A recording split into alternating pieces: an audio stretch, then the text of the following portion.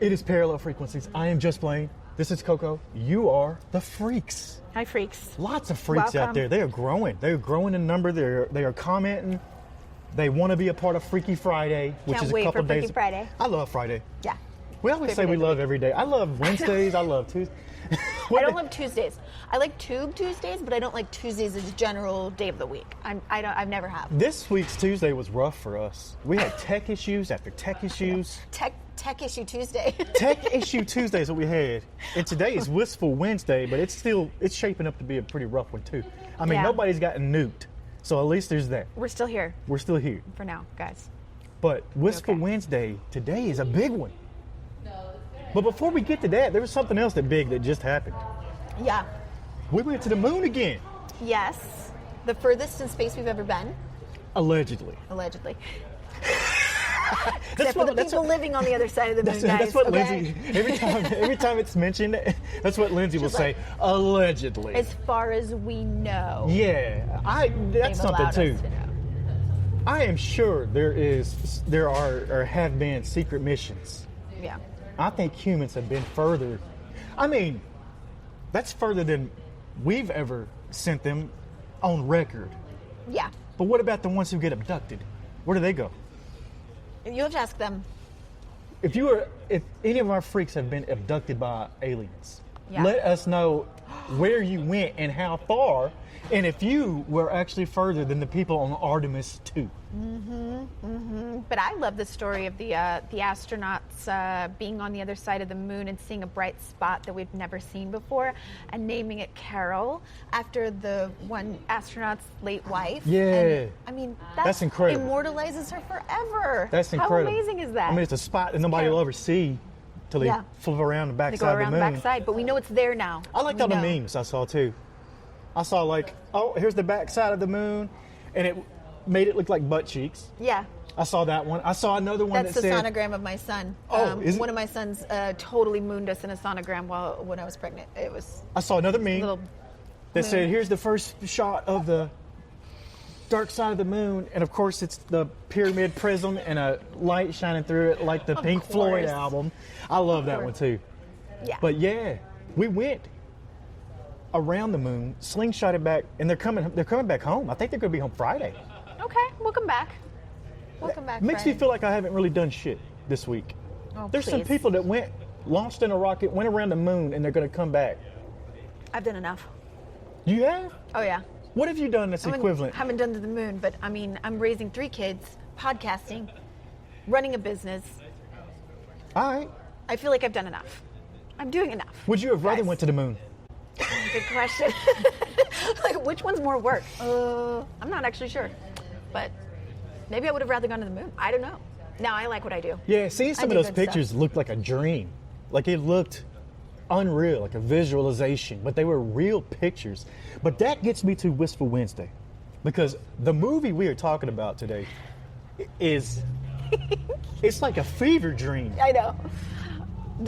Some people actually say, like, was this movie real or did I dream it? Yeah, but and I'm like, it could have been. It's a movie that you half understood but never forgot, and you always had it in your head. You've seen pictures of this movie. We're talking about toys. Yeah. Yes, this not Toy Story. Toys, Toys with Robin Williams, and this is like at his finest. I think so, you guys. When I first was sending this out, like, okay, we're going to do this movie, I didn't research it or anything yet. I just put it on the schedule. I said, this is the one we're going to do. I've been talking about it with somebody, so I was like, that's a good one for Whistful Wednesday. Put it on the schedule. And then I'm texting you, and I'm like, I am so sorry. I picked a movie we can't find. Yeah. It's disappeared. Do you know why we couldn't find it? Yes, I did. You researched. I researched. I'm glad somebody... I was like, why is this so hard to find? I can't even find it to rent on Amazon Prime. So I was like, that's got to be it's really buried. And basically, the answer I got was, it didn't do well enough. It slipped through the cracks. What? That literally, I'm quoting, Gemini, I think, was telling me. Slipped through the cracks because it didn't make even half of what they spent making this movie when it came out. It was not popular. It didn't do well in reviews. So the fan base, it just wasn't there. Which surprises me, because I picked this movie because when I was a kid, I probably rented it half a dozen, maybe more, maybe a dozen times. Rented it more times than you would have paid to buy it, probably. Probably. Yeah, I loved so this they're movie. saying that this movie's not out on streaming services or anywhere it can't be found because it's too bad? Pretty much. That is insane because Tell me, freaks, if you've watched it and you liked this movie as much as I did as a kid, do you think that qualifies? Do people really not like this movie? They really don't think it was good? I have seen some real shit out there before. Yeah. And this is not it. I don't think so. Honestly, I think it might have been more of the theme of the movie and the time it came out. Yeah. Is what maybe people didn't want to highlight. Yeah. Because maybe. you got basically a child's imagination if you gave it access to a defense budget. That's what this movie really is. Yeah. So maybe the timing of it. I wonder if it comes out today, if this is...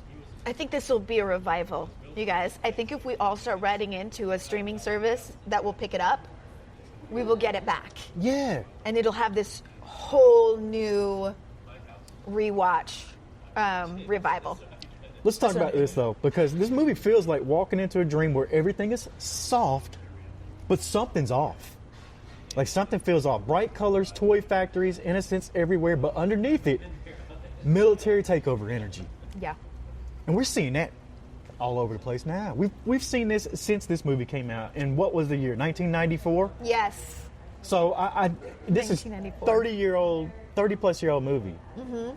And it's still, I'm watching it and I'm like, oh, this hits even closer to home now with some of the stuff. And back then it would have been over the top. You wouldn't have thought about some of this, but it's almost like somebody whispered, what if imagination had to fight control? And then they just hit record and added Robin Williams into it. Because it's the best part. Robin Williams, he plays Leslie, a grown man who never left childhood. And somehow that's both his superpower and his vulnerability, which is a huge character trait. Now, this is really important to me, and I will tell you why. This is probably why I rented it so much and why I loved it so much. I loved toys as a kid. I had a huge imagination, but I also invented toys that didn't exist. Oh, yeah, yeah. In my mind. I kept thinking, oh, gosh, this toy would be more fun if it just had this or if it did that. I loved playing with little animal figurines, and I would have my entire living room set up like a whole world with valleys and mountains and all the things and caves. And all of my toys had backstories. Oh, yeah. But I thought, I wish you could just move the animals better so that they, their heads moved and their tails moved. They weren't like plastic and stiff and you had to march them around. I always had ideas for new toys. So when I saw this movie and I saw, you don't have to grow up, Leslie was a hero of mine because I clung to childhood. I squeezed the life out of every second of it. I did not want to grow up. I was like, someday I'm going to have to give up imagination and toys and childhood. I refused. I told my son the other day, we got Easter baskets until we were 18 at our house because we couldn't let it go, right? And to see that someone like him could be a kid forever. Yeah. It gave me permission. It was like, I get to do that? I would love to work in a toy factory and invent toys. That would be my dream job. And you're touching on it right here. Let's be real. I mean, how many of us have been told to grow up when what we really needed was to hold on to something pure? Yeah. And that's what he's doing. We want to hold on to our childhood. I still think of myself as a child. There's a lot of people who probably agree with that right now that listening. yeah. They're like, yeah, just... Really? Are you sure? They're like, yeah, Just Blane is definitely a child, the way he acts. But the child in this movie, Robin Williams, he wasn't just acting, he was transmitting. Yeah. Frequency. There's a frequency that he tapped into where comedy and pain are sitting at the same table, not even arguing. Like, you feel bad for him in some parts when you're laughing hysterically at him, and there's all these range of emotions. You run the gamut of emotions, really, watching this movie. And he portrays this guy. And have you ever noticed that characters feel like they're smiling through something? And that's what he's doing in this movie. He just lost his father. I know. The beginning of the movie, I mean, you see the grief and also the probably the conflicting feelings of my dad didn't trust me enough with the factory. Yeah. Didn't think I'd be responsible. And so he loses control over something he's so very connected to, his identity, his career, but his way of life. And so he has to kind of concede to, well, my dad made this choice to leave this toy factory with my uncle, who's in the military, not at all in the toy industry or childhood industry or anything like that. Yep. And that's when everything shifts and changes. But you can see all of that going on. I mean, of course, Robin Williams, the depth in his ability to be funny and emotional all at the same time. Watching this made me realize how much we miss, not just me, but we miss Robin Williams. 100%. And seeing these kinds of, because this isn't the only movie he did this in. No. Like, this is like Mrs. Jack. Doubtfire energy, Jack. I mean, there's tons of movies that He plays a child. he came in and crushed it, and makes you feel. And that's what we're supposed to be doing. But you're getting into it right there, because the real theme is imagination versus control. Yeah. And you've got... And profit. I mean, they're creating toys for the military for military purposes. And I love the character LL Cool J, the cousin plays, because he's like, you know, military all the way, doing what dad tells him to do, wants dad to be proud of him.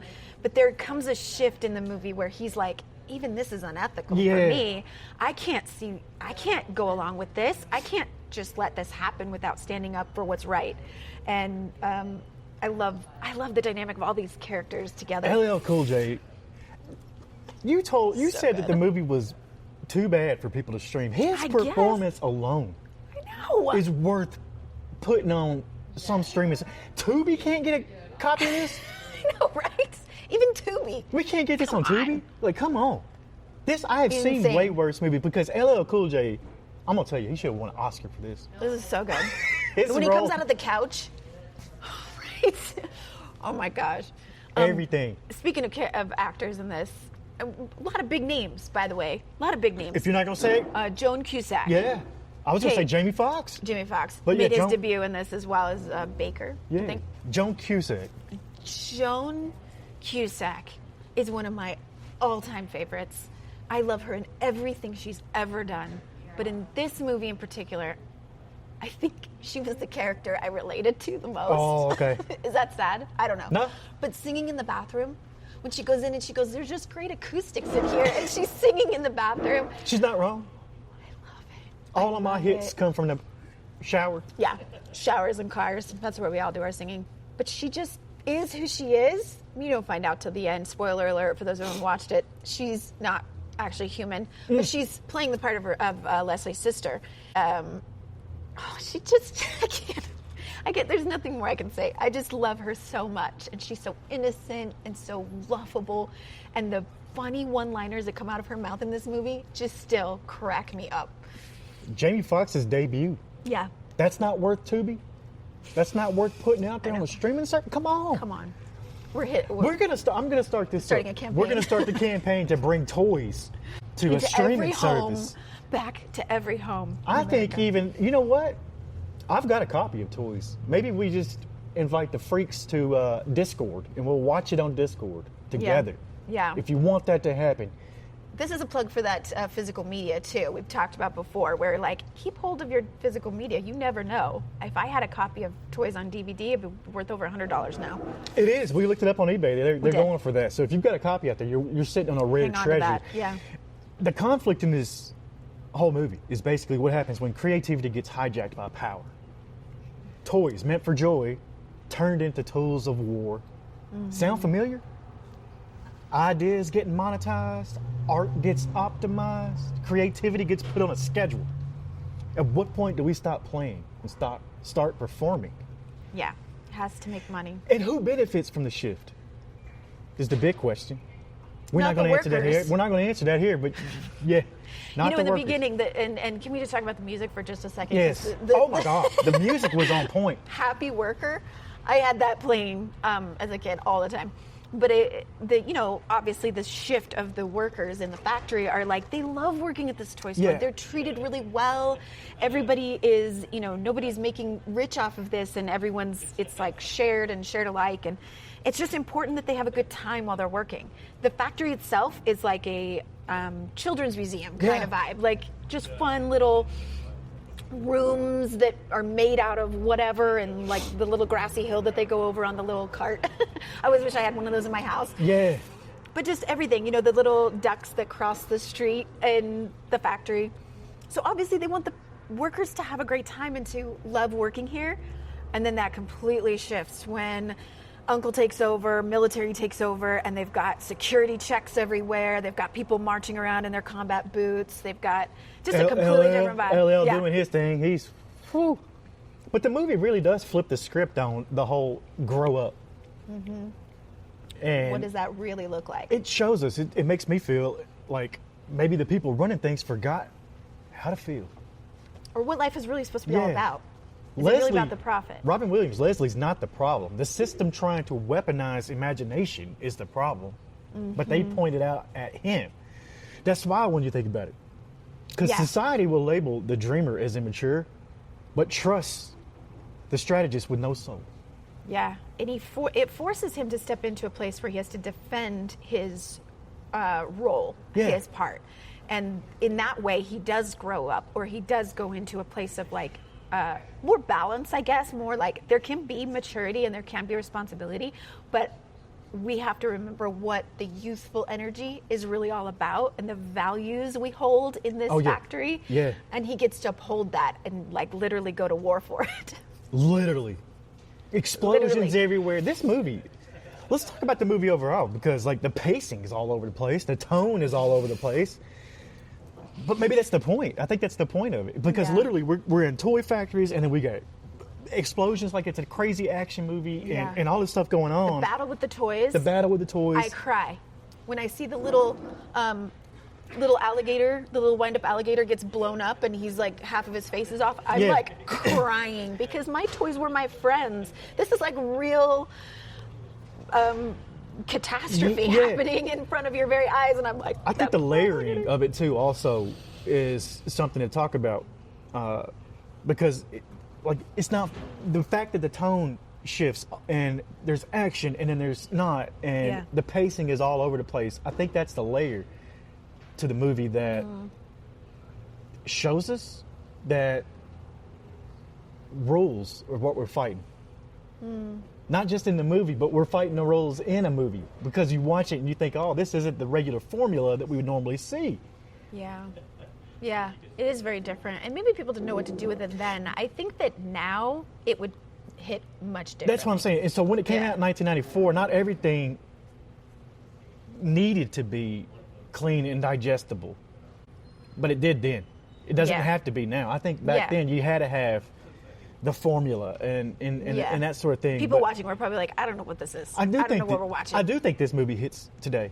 I think if you put this movie in a theater right now, I think you'd have people buying tickets to go see it. Yeah, they'd be like, what, a Robin Williams movie we've never heard of? Maybe it's ahead of its time. Toys was ahead of its time. Yeah, I think so. I mean, obviously the toys, the video games and the things that you see in there, well, they were pretty advanced. I don't know. Big time. They had VR and stuff going on. Yeah. Like they were on the couch with VR headsets and playing video games. Oh my gosh, that scene where they're going on the couch, and then she tries the VR and she's like, this is uncomfortable in her nose, and he's like, or it was poking her, and she's like, that's not where it's supposed to go. Yeah. Those little details, I don't know, this just hit me and tickled me so much. But they were ahead of their time, because VR didn't come out for 20 more years, I think. So it's like, be a whole experience. Yeah. I want to watch this movie over and over, and I do think we should put it in a Discord and host a movie screening. We'll put that together if anybody's interested. Yeah. I've got a copy. Yeah. I won't say where I got it from, but I've got a copy of this movie. I've got one that I ordered. We'll see if I get a DVD. You paid $150 for that off of eBay? I don't think I did, but we'll see. Man, if I get a copy. What's your final thoughts on toys? Nostalgia, for sure. For me personally watching it, it is my childhood. It is how I felt about my childhood. It's how I felt about growing up. It totally encompasses my own experience. it's also just so great to see Robin Williams in another role that he's fantastic in. Yeah. And that he brings all the layers of like funny, silly that he was good at. Obviously, we know that. But he also brings that layer of really passionately caring about humans and human connection. I love seeing all of that. And one thing we didn't touch on is the visuals in this movie. Oh my God, it's magical, colorful, but like the landscapes. I don't know where. Oh, I think I researched it at one point in my life where those fields of grass are. Where was that? I'm gonna say Idaho. No way. I know. We're gonna have to look into that. Freaks, I want to tell go. us. I want to go where that is because the sound of Enya playing when the cars are driving down the road and that fields of grass. For some reason, if it's makes that me close, so happy. we should take a drive up there. For we have to go up there. We're gonna have to figure that out and find out if it's really in Idaho. It might be northern Idaho. Oh, that could be a far Not drive close. then. Yeah. That could be, because that shape's kind of weird. Yeah. All right, a little weird shape. The Idaho stick up there. Yeah. Robin Williams also had a rebellious nature to him in this movie and in life. Yeah. And I think that's a theme here as well. That real rebellion right now is protecting that part of yourself that still knows how to play.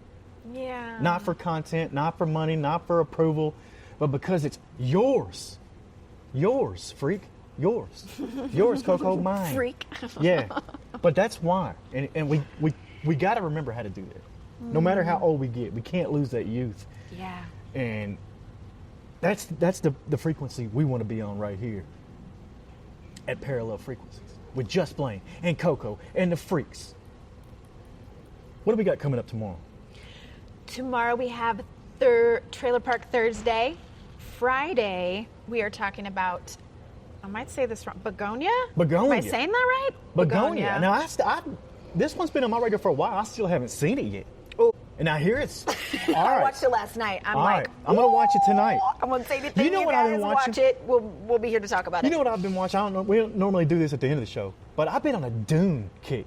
Oh, yeah. And realizing how big and how good of a movie and universe that they have built with this. That's good stuff. So we're going to have to break Dune down. Yeah. Dune 1, Dune 2, Yeah. Dune A lot of similar Prophecy, themes, too. Dune from 1980s, whatever it was, the David Lynch version. We got to talk about all of it. Yeah. But that's going to be it for this episode of Parallel Frequencies. We'll see you on the other side. 25